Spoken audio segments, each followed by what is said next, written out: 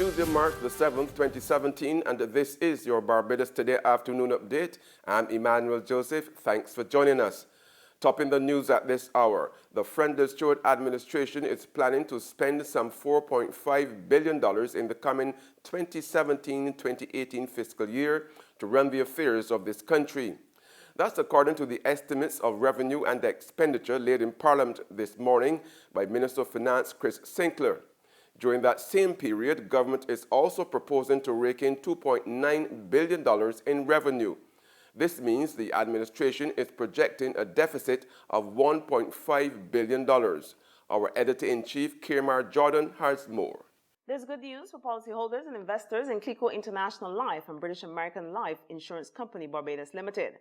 Government has made provision in this year's estimates of expenditure and revenue, which were laid in Parliament today by Minister of Finance Chris Sinclair, for $25 million in payments for Clico and a further $4.96 million for BICO.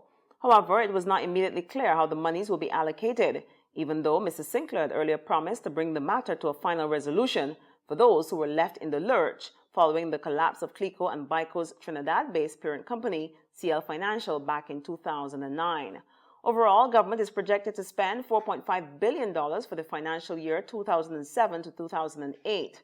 That's up from $4.3 billion last year, with expenditure on goods and services set to increase by $10 million to $421.4 million, while current transfers are projected to decrease by $29.3 million or 2.5% to $1.1 million.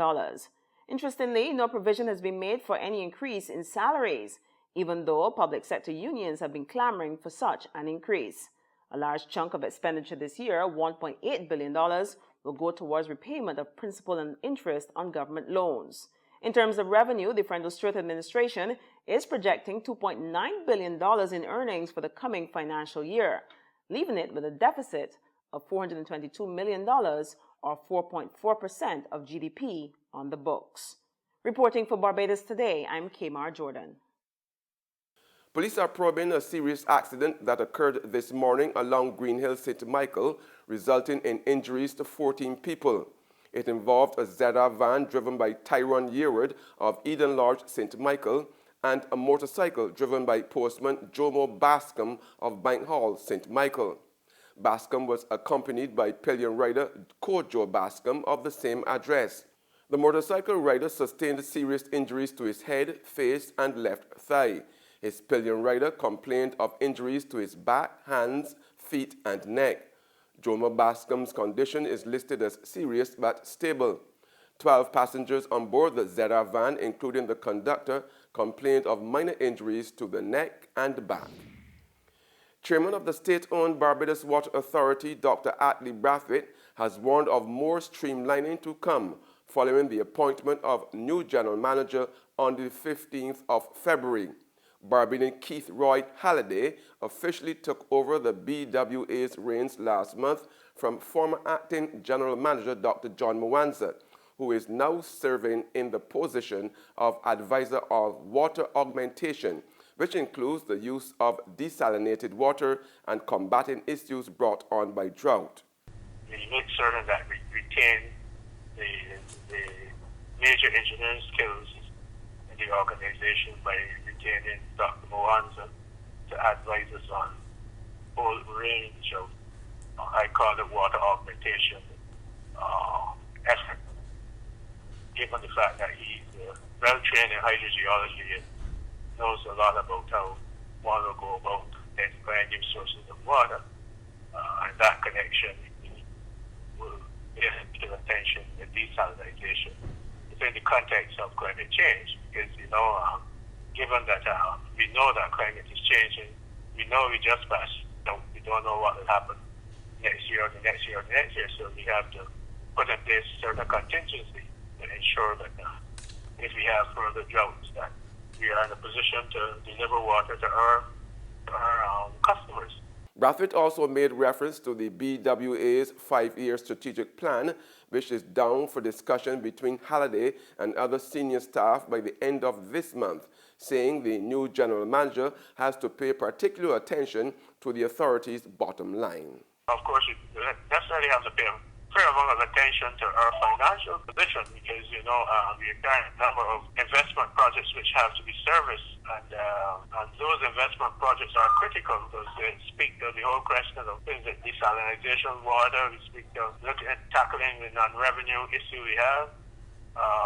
We also obviously have to look at correcting problems we have in our wastewater sector. All of these require heavy levels of investment. And if we get to that level of investment, we have to make sure that we are in a position to service the cost of those investments. In sport now, Zlatan Ibrahimovic has accepted a 3-match ban for violent conduct for elbowing Bournemouth's Tyrone Mings during Saturday's 1-1 draw at Old Trafford. Now, the Manchester United striker will miss Monday's FA Cup quarter-final at Chelsea and Premier League games against Middlesbrough and West Brom. Mings was also charged with violent conduct by the Football Association, but Bournemouth have said they will appeal against the defender's charge. There's regional and international news after this short break. Left, right, left, right, left, right, left. Let me step up, call me fed up. Every march ain't no call me fed up. I am ready to march. Every day there is another issue that this government doesn't know how to solve. They keep piling on the taxes, but yet taking away your benefits, the roads, the water problems, the garbage pileups, the downgrades, the Prime Minister's silence. I am just fed up and ready to march. Fed up of them? Then step up if you're fed up. March 11th from Jubilee Gardens. The march starts at 4 p.m. Get your paper. Only $2.25. $2.20. Who? For what? That's Bear Stare News. I don't read about that from Barbados today since last night. That can't only care do. $2.20. Who? The Barbados Today, news you can trust.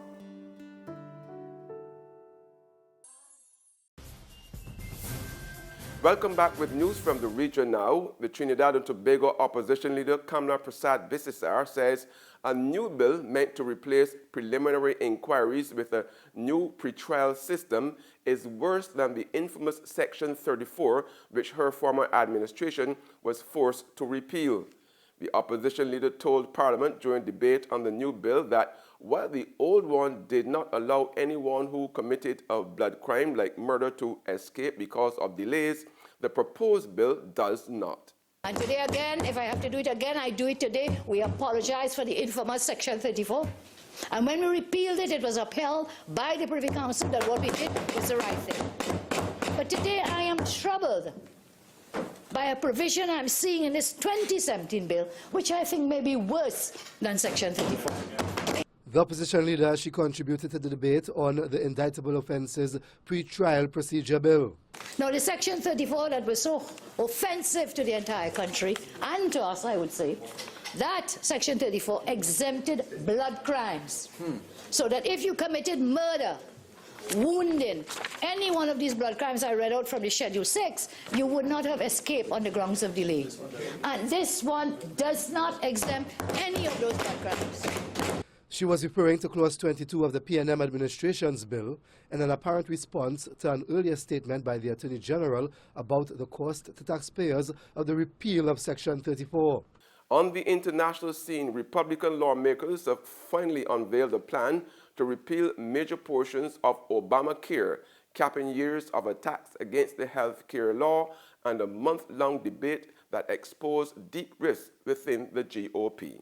It is Obamacare gone. House Republicans unveiling their long-awaited replacement of Obamacare. When we repeal and replace Obamacare, it will amount to the biggest entitlement reform probably at least the last 20 years. Central to their bill, the American Health Care Act, the elimination of the individual and employer mandate, a tax penalty for people without insurance. The replacement, a continuous coverage incentive, a 30% surcharge on premiums for consumers for 1 year who let their coverage lapse, levied by insurers. The plan phases out Obamacare's expansion of Medicaid, eventually capping federal funds to the program for each state in 2020. Obamacare subsidies now replaced by refundable tax credits determined by age and income. What will stay? Obamacare's protections of those with pre-existing conditions, and adult children can remain on their parents' plan until the age of 26. Some Republicans are already divided, calling the bill Obamacare 2.0. And that's news and sports. But for the very latest, visit our website at www.barbadostoday.bb.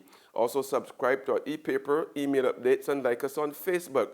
We are also on Izumi Media in bus terminals, our screenplay at supermarkets and gas stations near you, as well as Channel 99 on Flow TV and Mix 96.9 FM.